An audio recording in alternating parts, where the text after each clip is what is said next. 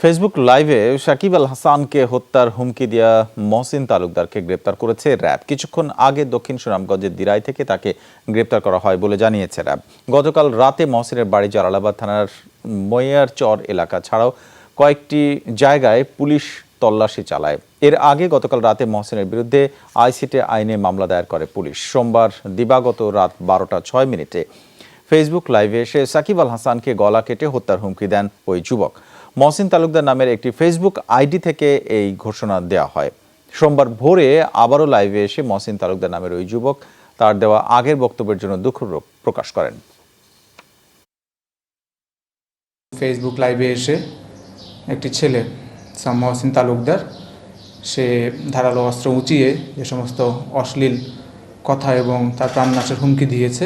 এই অপরাধীকে পুলিশ আইনানুগ ব্যবস্থা নেবে, জিরো টলারেন্সে নেবে। এখানে আপনার আইসিটি অ্যাক্টের মামলা রয়েছে এবং সংশ্লিষ্ট ধারায় অপরাধ আমলে নিয়ে মামলা শীঘ্র রুজু হবে।